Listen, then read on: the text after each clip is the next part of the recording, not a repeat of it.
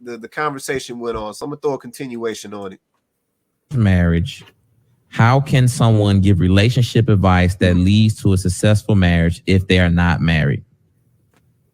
So the answer to the question is, if that person's individual goal is marriage. I want to first say that. If that person's individual goal is marriage, that's one thing. And for that being said, there are people, to Tony's point, that have navigated that course and can give better insight if the goal is to be married. And you can look at to their track history. This is why we have married people on our panel.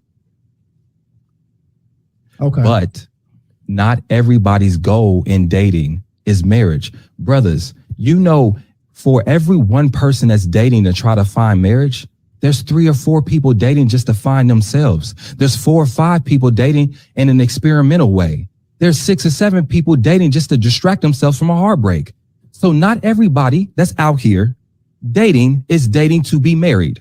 And some people are dating just for fun. They're dating from a recreational sense. We can up here on this podcast say, oh, in a perfect world, everybody would be dating for marriage. But this world ain't perfect. Most of your listeners have been led on or are misled or time has been wasted on somebody they thought was intentionally dating, but that person was just recreational or experimental dating. So my point is, yes, if the goal is marriage and 2 people link and both of their goals are united as marriage, yes, a spiritual path for that is spiritual advice is a good place to start. Somebody like Tony will be a great place to start. But getting to a person and finding a person and avoiding people that are not there to get you there is also a path too. And there are people that have been in this dating situation so long that they know how to recognize red flags a little bit better than people that haven't. And so those people have a voice too. And those people reach people too. So for us to act like we live in this idealistic world where everything is how it should be, and we're not dealing with a whole bunch of BS in this dating situation, I just think is out of touch for real. Now let me say this, because it's some people in the chat now that's a little worried. The thing is, both of y'all are leaders in the space, regardless of who likes what. Both of y'all got millions of. Man, that man told me to take some bass out of my voice, and that crossed the line to me. Listen, Ace, that was crossing the line. Cross the line when you got the bass in your voice, bro. You hear what I'm saying? Bro, I always got bass in my voice. Listen, guys, I really don't want to have to end this conversation. Keep the love, because I do got just one more question. Because like I was saying, I feel like that was unprofessional. It really was. Hey, stop with the gaslighting. It was unprofessional with you yelling. So we having a conversation, fellas. And what you got to realize is what I'm telling you is, I understand. Yo, have you seen any of my videos, bro? Yes, I've seen your videos. How do I do my videos? What did I say? Wait, fellas, I don't want to get too caught up in the conversation about this, because that's what I try to tell y'all though. This is what I try to tell y'all. If y'all want to bring Ace on here, let Ace come on here and talk.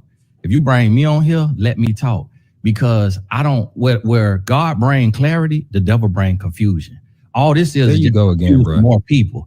And so I stand on what I stand on, bro. I draw a line in the sand. You trying to placate to everybody and their mama. I don't care about what this lifestyle, that lifestyle. I'm focused on what's better for the people.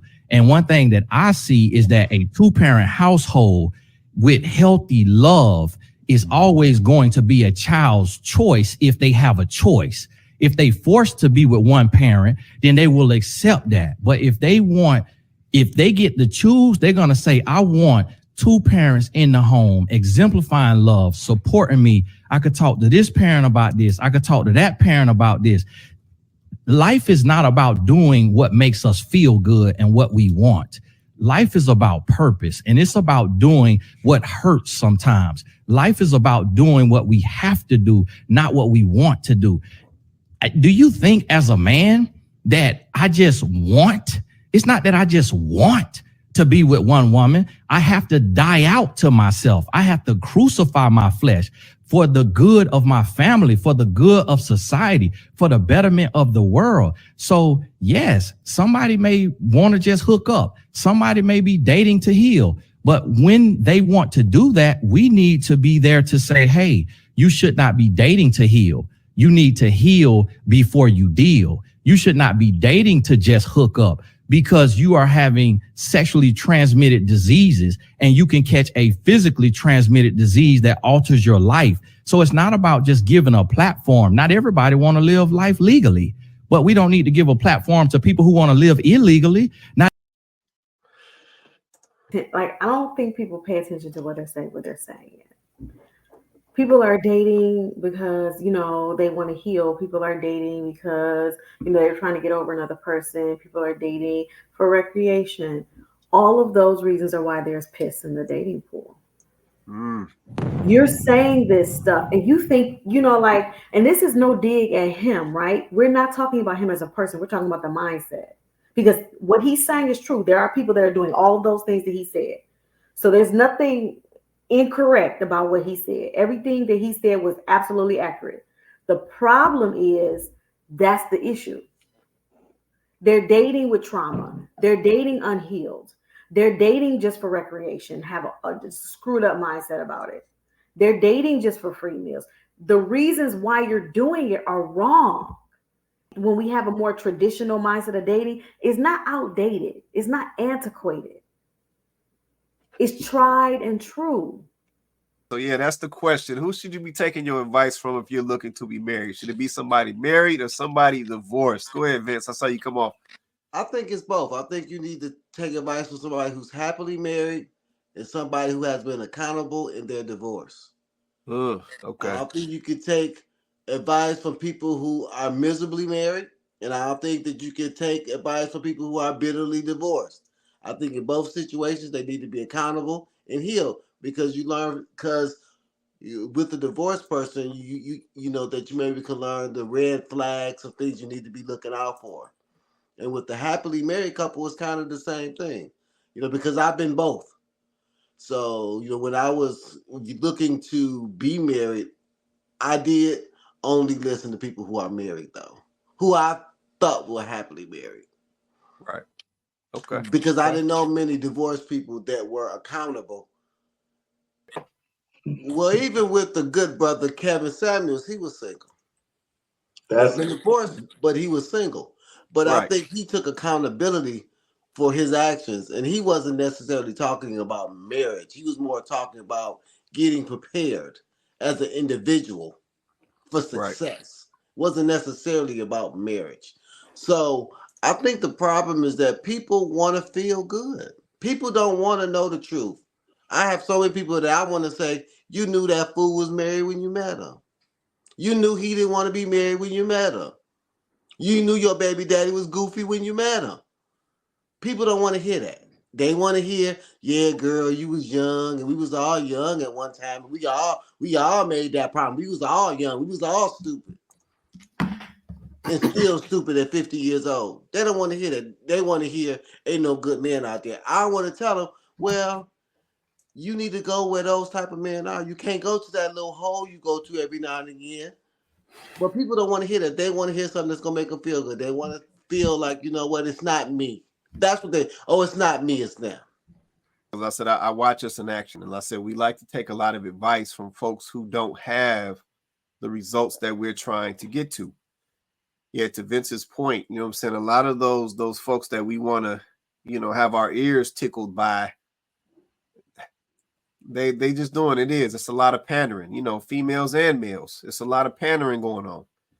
It's a lot of make you feel good information. Yeah, it's a lot of delusional information, to be honest with you. And I think, let's say, as a person, if you have decided that, you know, you want to get married and you want to find your husband and your wife, then, you know, from my perspective, I definitely think you need to be talking to somebody who's been successfully married, especially somebody who's been successfully married for some time, right? Because this is the thing, listen, I see this a lot as well. I think we have to stop trying to label those folks who have been successfully married for a while as somehow outdated. Yeah, I watched Ace do that in the video. I think he said out of touch.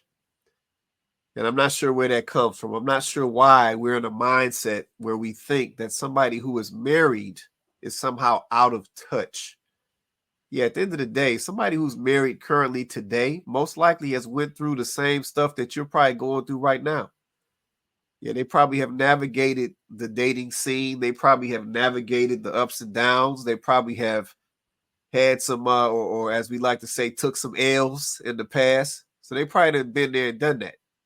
And at some point, they most likely made a decision about how intentional they were going to be as they moved forward, which is why most likely they're married now and then putting in the work to make sure that it's a successful marriage. So I think it's kind of reckless to then come back and say that those folks are somehow out of touch